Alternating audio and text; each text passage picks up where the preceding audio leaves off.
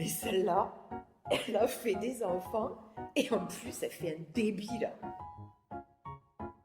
Mais il a qu'un problème, cet enfant. Il est juste mal élevé. Lui manque des roustes, ouais. De toute façon, ta mère est handicapée. Chez toi, ils sont tous handicapés. Et c'est normal que tes gosses, ils sont comme ça, hein. Il n'arrivera à rien. Tom, C'est le premier, il a tout pris. Il n'a rien laissé aux autres. ah là là là là. Et si on parlait de maman extraordinaire?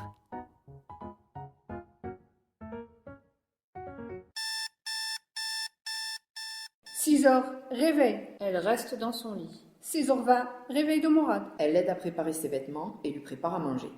Il fait télé, plus devoir. Discussion sur les angoisses de Mourad d'arriver tôt.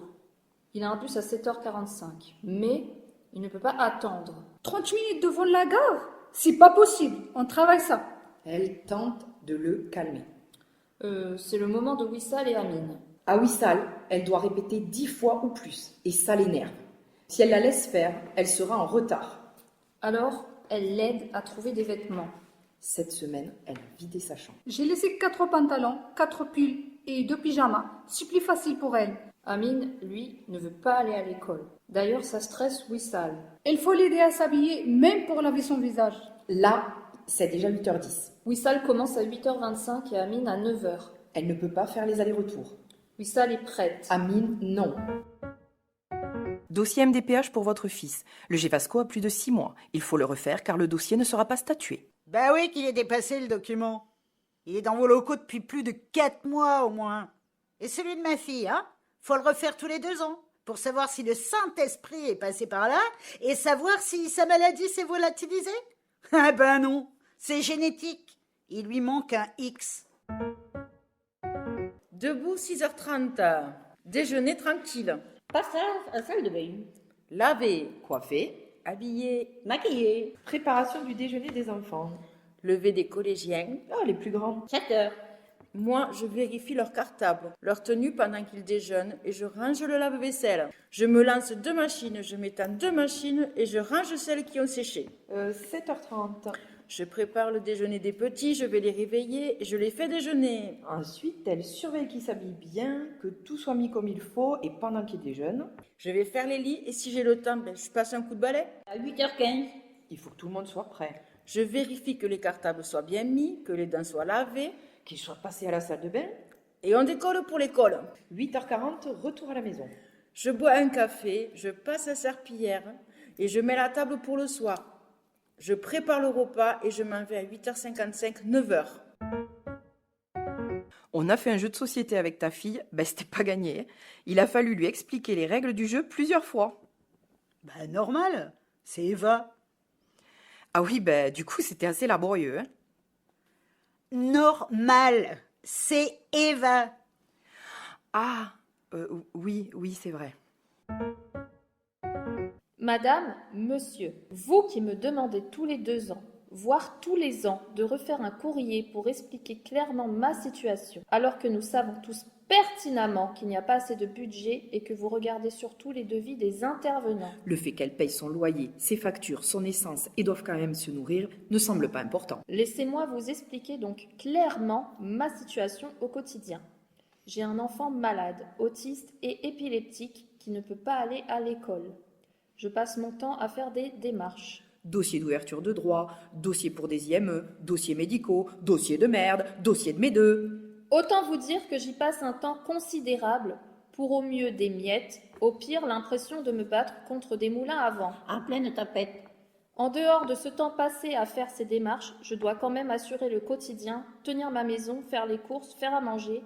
Prévenir les crises. D'épilepsie, les virus, etc., etc. Je dois le surveiller en permanence.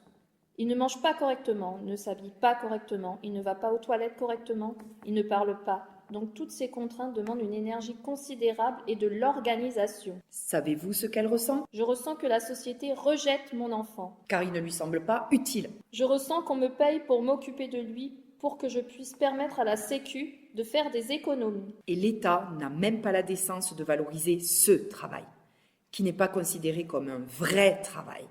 jusqu'à la majorité de l'enfant. Avec mes journées à rallonge et le travail que je fais, je suis vouée à encaisser le statut de sans-emploi jusqu'à ses 18 ans. Si je dois tirer une conclusion de tout ceci, laissez-moi vous dire, avoir un enfant différent, c'est vivre en permanence l'injustice, à commencer quand on a appris le diagnostic. C'est essuyer les refus des aides auxquelles on a droit en théorie. C'est se sentir illégitime de vouloir offrir une éducation à son enfant ou de vouloir retravailler pour se sentir utile. C'est se battre en permanence contre des moulins à vent. C'est espérer trouver du soutien et du réconfort auprès de personnes qui vivent des situations similaires et se rendre compte qu'elles ne peuvent pas vous aider. Car elles aussi, elles ont la tête sous l'eau. Être parent d'un enfant à besoins spécifiques, c'est souvent être seul, face à l'ignorance. Il s'épuise à faire le travail des intervenants médico-sociaux auxquels il a le droit en théorie. Pourtant, un parent d'un enfant à besoins spécifiques est riche de compétences. Elle a eu combien ta fille à la dernière interro de maths? Car c'était dur. Hein. Moi, la mienne, elle a eu 12. Ben, Eva ne l'a pas fait. Elle va pas en maths. Pour les maths, elle va en Ulysse. Je te rappelle que, vu ses difficultés, elle n'est pas dans tous les cours avec les autres. Ah, Après ça, si elle a un rendez-vous, elle doit partir rentrez vite fait à la maison. pour préparer le repas de midi. Wissal finit à 12h25 et Amine à midi. Il n'y a que 1 heure, car il reprend à 13h45. Pour manger, c'est un petit peu compliqué. Si je fais des pâtes, ils disent toujours des pâtes. Si je fais un tagine, ça va pas. Si elle fait quelque chose que Wissam n'aime pas, elle lui fait autre chose, car elle ne veut pas qu'elle retourne sans manger. J'ai passé 1h15 à essayer de joindre l'hôpital. J'avais le numéro direct du secrétariat, mais ça ne fonctionnait pas, alors je suis passée par le standard. Elle leur a dit. Pour moi, c'est urgent. Il faut que j'arrive à joindre la secrétaire du médecin. Et là, on la met en attente. Elle a attendu 43 minutes. Elle a décroché, donc j'explique. Elle me dit « Vous m'envoyez une photo de son orteil et je vous rappelle demain pour savoir si je vous donne un rendez-vous. J'espère que je vais avoir un rendez-vous. Mon fils perd l'ongle de son pied. Je ne comprends pas.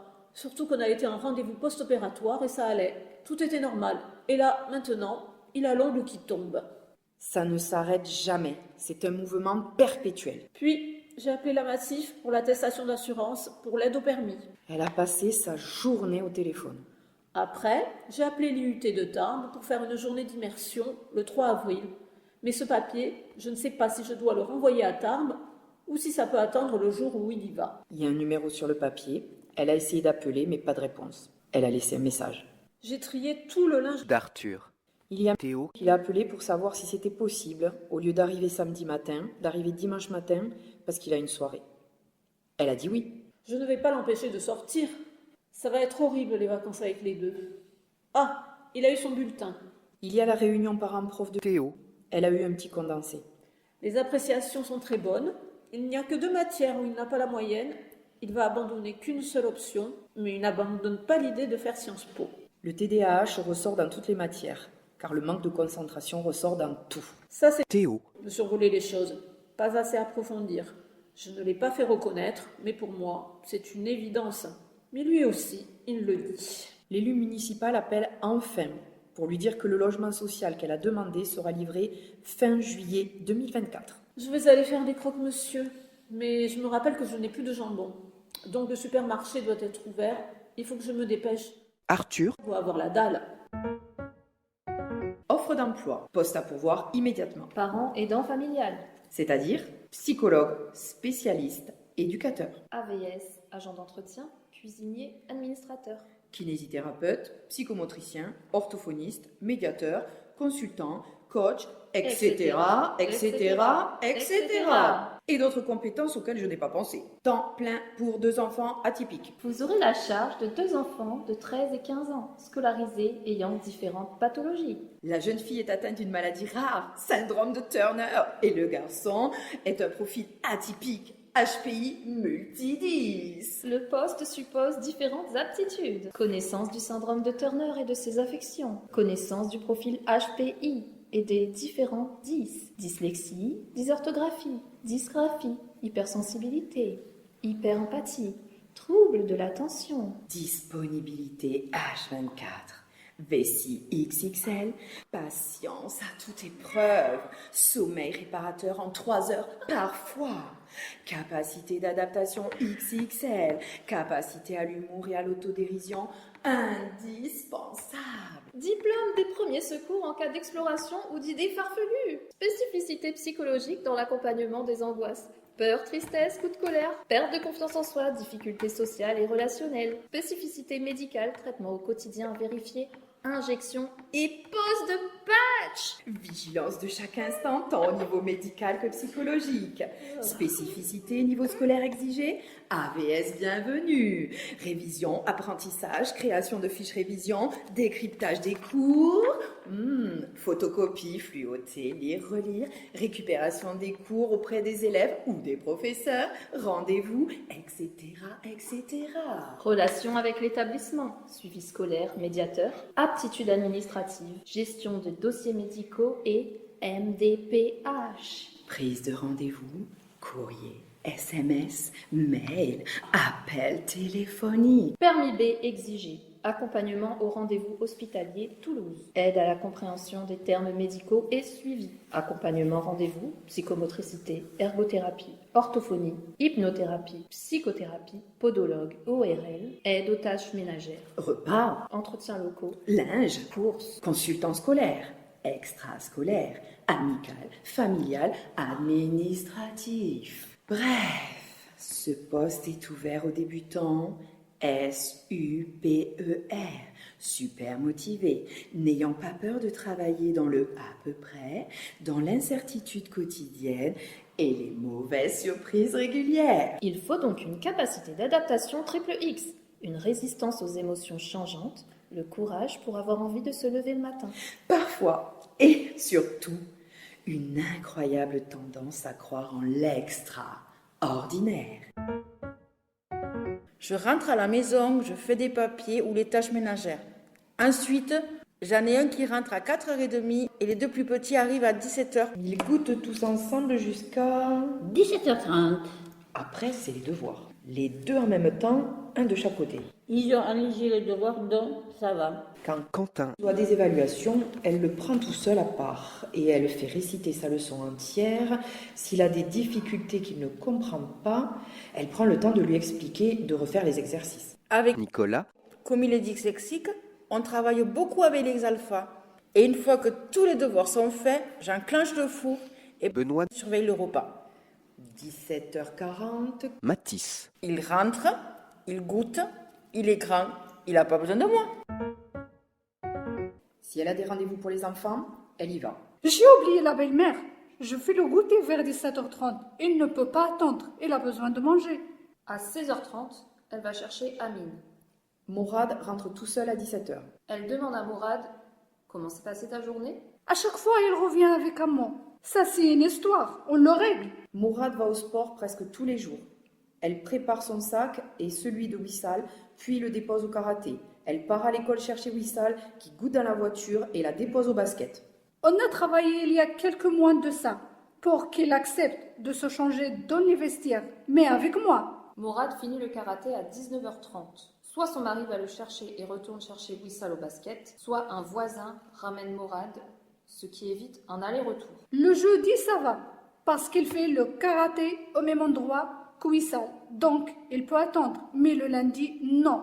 Chaque jour, il y a un programme différent. Quand il rentre, commence le problème des devoirs. Pour Wissal, s'il a des devoirs de maths, toujours j'ai peur. Parce qu'il me demande de l'aide. Mais moi, je ne comprends pas moi. Amine, lui, n'a pas de devoir. Il s'en fiche un peu. Et elle n'a pas vraiment cherché à en savoir plus aussi. Il a redoublé. La maîtresse, elle ne le gronde pas. Elle ne s'inquiète pas de ça. Mais Amine, elle pose des questions. Si on n'a plus d'argent sur le compte, comment on va faire? Elle n'arrête pas de réfléchir. Amine doit prendre des traitements pour l'asthme. Mais elle n'arrive pas à lui donner. Et quand il ne prend pas son traitement, il ne dort pas. Il fait des crises. Et ça prend une semaine. Elle est très malade. Je fais son échographie pelvienne, mais je ne trouve pas ses ovaires, madame. C'est normal? Ben oui, elle a un syndrome de Turner, avec ovaires atrophiés. Et oui, vous faites un acte médical sans savoir pourquoi. C'est grave, maman, je vais mourir. Non, ma puce, C'est juste ta maladie, comme je t'ai expliqué. Ah, ok. Août 2013. C'était joyeux parce que les gosses, ils aiment l'eau. Ça fait 10 ans. Lydie devait regarder quelqu'un. Elle regardait là-bas et moi, je suis où? Léo et Elle Chloé, était encore petit. Cyril et Lorena, Elle devait être avec moi au bord de l'eau. Ils étaient plus grands. Sa fille et elle avaient tout préparé. Ils sont noirs comme le père. Chloé, Et moins noirs. Lydie Lydie, est allée les voir la semaine dernière. Chloé, Elle fait mécanicienne. Elle adore ça. Elle a dit à Lydie, il ne faut pas la changer. Laisse-la faire ce qu'elle aime. Sinon, elle ne fera rien. Ils travaillent tous les 4. Cyril, À Paris, Lorena, avec sa famille d'accueil à Bretagne. Léo et Chloé, Ils sont sur un gym. Ils ont grandi, on ne les reconnaît pas. Ah, j'ai une petite fille boulangère et une qui travaille au restaurant. La photo la vieillit un peu plus. Là, ils sont près d'elle. Et maintenant, ils sont partis. À chaque fois qu'elle veut les voir, elle doit faire une lettre au juge. Et alors, le temps qu'elle réponde, On n'a plus de nouvelles. d'Arnaud, Il a dû changer, lui aussi. Il a dû vieillir. à Mayotte, il est. Il y avait une bonne équipe là. On y retournera à la dune des Pilar. Examen médical. Statue osseuse. Restez 5 minutes allongé parfaitement immobile, le temps que la machine fasse tout le prolongement de son corps. Miss, il faut que tu restes immobile. Oui, madame. Mademoiselle, il faut vraiment que tu restes immobile, car je ne peux pas faire l'examen. D'accord, madame. Allez, ma puce, concentre-toi pour ne pas bouger. Même pas les pieds. C'est presque fini. C'est presque fini, alors ne bouge pas. Voilà, fin de l'examen.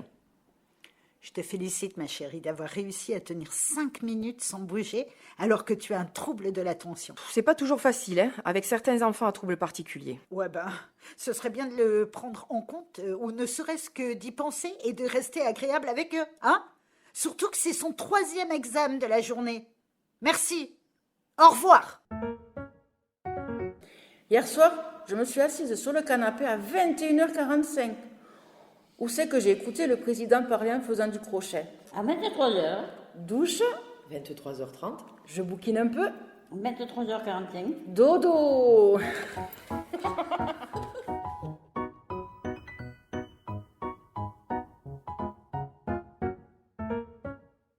c'était le podcast des mamans extraordinaires.